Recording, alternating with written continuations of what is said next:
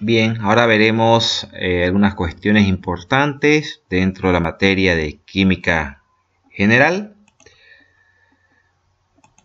Diremos por definición que química general proviene del egipcio keme, que significa tierra, y podemos definir la química como la ciencia que se dedica al estudio de la estructura, las propiedades, la composición y la transformación de la materia.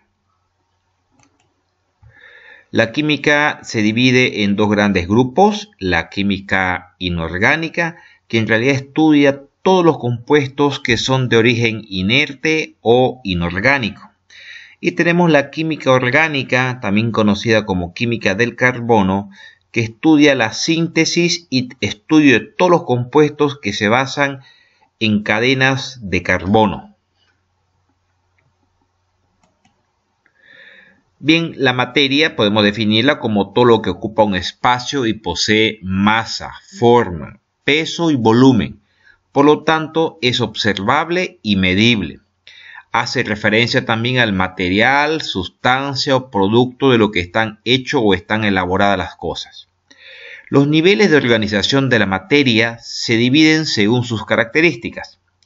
A nivel físico es el nivel de átomo o nivel de moléculas, también considerado como abióticos, ya que no manifiestan vida. El nivel biológico se dividen en células u organismos considerados bióticos, pues manifiestan vida. Y a nivel ecológico se dividen en población, comunidad y ecosistemas y biosferas, considerados bióticos, pues manifiestan vida. La materia, como mencionábamos, es todo aquello que tiene masa y peso y que además ocupa un lugar en el espacio, que impresiona nuestros sentidos y experimenta el fenómeno de inercia, es decir, la resistencia que ofrece a cambiar de posición. El mundo físico que nos rodea está compuesto totalmente de materia. Con nuestros sentidos podemos reconocer o percibir varios tipos diferentes de materia. Algunos fácilmente observados como una piedra que puede ser vista y tenerla en la mano. Otros se reconocen con menos facilidad o no pueden ser percibidos directamente por nuestros sentidos. Por ejemplo, el aire. La materia está formada por ciertas partículas elementales que se combinan para formar átomos, que a su vez se vuelven a combinar para formar moléculas. La materia no es toda igual, pues posee diferencias de forma y estructura interna. A las diferentes clases de materia se las llama materiales. Bien, la materia presenta las siguientes características. Primero, la vemos en función a que si es uniforme en toda su masa, en todas sus partes. Si no es uniforme, la consideramos que es una mezcla heterogénea de varias sustancias. Si es uniforme, la consideramos una materia homogénea. Esta materia homogénea, si se la puede dividir por procedimientos físicos de separación, la consideramos una mezcla homogénea, es decir, una disolución. Si no se la puede dividir por procedimientos físicos o separar por procedimientos físicos, se la conoce como una sustancia pura. Ahora, si esta sustancia pura no se puede descomponer en otras sustancias usando procesos químicos, es un elemento. Y si es posible descomponerla en otras sustancias usando procesos químicos, es un compuesto, el cual estará conformado a la vez por varios elementos. Bien, nuevamente tocando el tema importante de la materia es todo lo que existe en el universo y que está compuesto por partículas elementales. Es todo lo que ocupa espacio y tiene masa. Ejemplos básicos de materia, pues una pizarra, un libro, un bolígrafo, y aspectos considerados no materia, pues la bondad, belleza, color, etc. Bien, la materia, como mencionábamos, es todo aquello que tiene masa y ocupa un volumen. En el aspecto de la masa, esta se puede medir en kilogramos o en gramos o en cualquier otra medida de masa. El instrumento básico para medir pues es una balanza o báscula. El volumen es el espacio que ocupa un cuerpo y se mide básicamente en unidades de volumen, litros. El instrumento que se puede usar para medir el volumen, pues cualquier material de laboratorio volumétrico. Bien, hablábamos hace un momento de las sustancias puras. Estas pueden ser por un lado elementos y por otro lado compuestos. Los elementos son las sustancias puras que no se pueden separar en otras más sencillas. En la naturaleza tenemos más de 100 diferentes y están ordenados en la tabla periódica y a cada una se le ha asignado un determinado símbolo. Los compuestos son sustancias puras las cuales se pueden separar en otras más sencillas, pero al hacerlo dejan de ser ellas mismas. Por ejemplo, el azúcar, al calentarla salen dos sustancias nuevas, el agua por un lado y el azúcar por otro, pero el azúcar ya no es azúcar.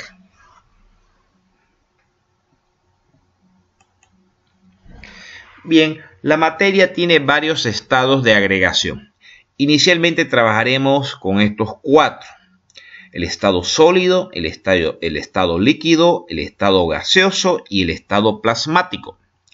El estado sólido se caracteriza por su resistencia a cambios de forma y de volumen, debido a que sus átomos se encuentran fuertemente unidos formando estructuras cristalinas.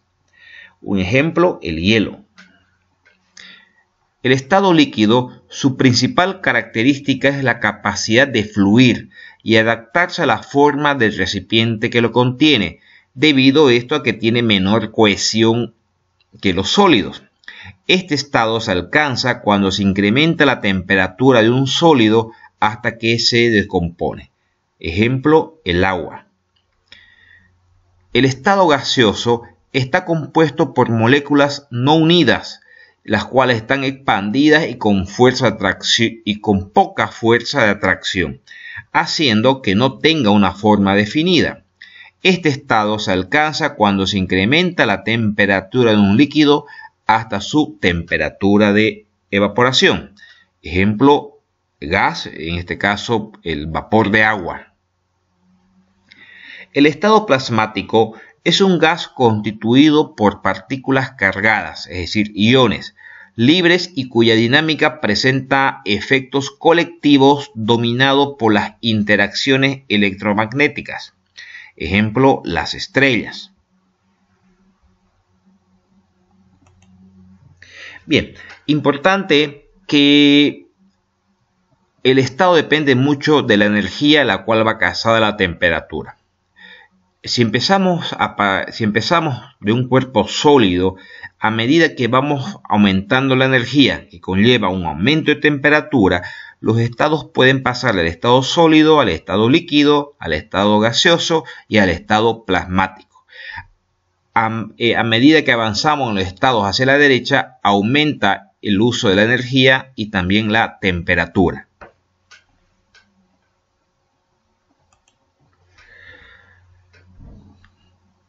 Inicialmente vamos a trabajar con estos cuatro estados básicos que se conocen: sólido, líquido, gaseoso y plasmático. El estado sólido tiene una estructura molecular estable, estructura que se va modificando donde las partículas se van separando entre sí hasta llegar a un estado plasmático. Bien, hemos hablado y hemos mencionado el estado plasmático. Este plasma se forma mediante la ionización de los átomos, muy importante, que al romperse pierden su cubierta de electrones, los cuales se desplazan libremente. Esta materia aparentemente artificial existe de manera natural en la magnetosfera terrestre y en el Sol, que incluso la lanza en violentas explosiones conocidas como viento solar. Los rayos y el relámpago son un plasma que alcanzan una temperatura de hasta 27.000 grados Celsius. Los estados o fases de la materia. Bueno, habíamos trabajado con 4 estados, ahora vamos a ir incorporando un quinto estado. Hay 5 fases o estados de la materia que son sólido, líquido, gaseoso, el plasmático y vamos, como les mencionaba, a incorporar un quinto estado de la materia, conocido como el condensado de Bose-Einstein. La principal diferencia en las estructuras de cada estado está mayormente definido por la densidad de las partículas. El estado sólido, las partículas están muy juntas, por lo que son incapaces de generar movimiento. Las partículas de un sólido además tienen muy poca energía cinética.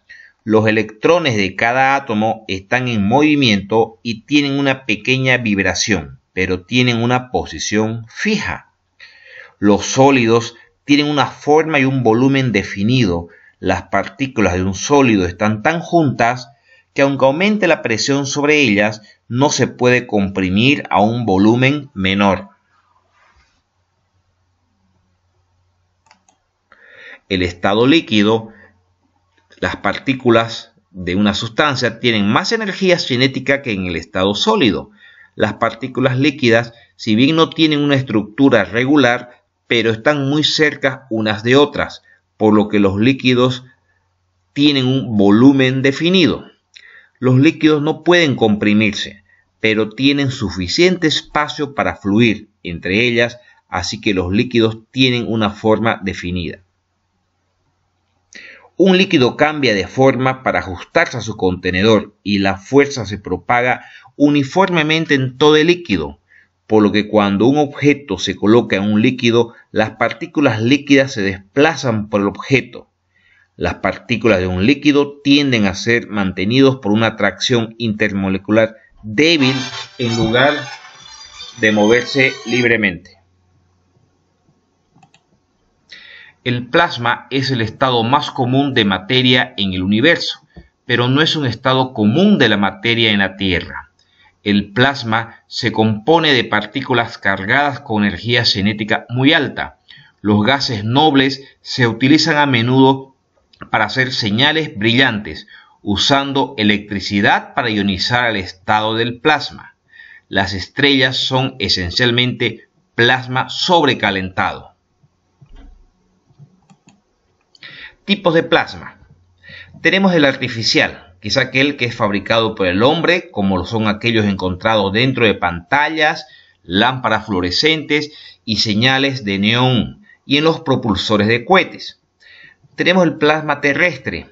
Es el plasma que es formado de alguna otra forma por la Tierra, dejando claro que ocurre principalmente en la atmósfera u otros ambientes parecidos y que no se dan necesariamente en la superficie.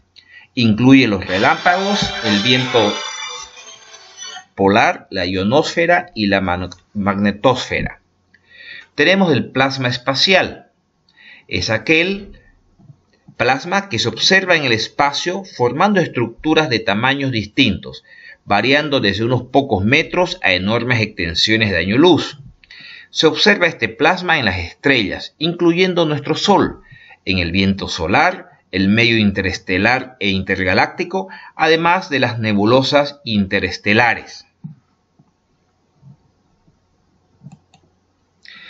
Habíamos mencionado un quinto estado de la materia, el condensado de Bose-Einstein. En 1995 los científicos crearon un estado de la materia, el condensado de Bose-Einstein, usando una combinación de láser e imanes, refrigerando el rubidio a unos pocos grados del cero absoluto. A esta temperatura extremadamente baja, el movimiento molecular está muy cerca de pararse y ya no hay casi ninguna energía cinética de un átomo a otro. Los átomos comienzan a agruparse. Es utilizado para el estudio de la mecánica cuántica a escala macroscópica, ya que la luz parece disminuir a medida que pasa a través de él, permitiendo el estudio de la paradoja de la partícula onda. También tiene muchas de las propiedades de un superfluido, ya que fluye sin fricción y otros muchísimos usos.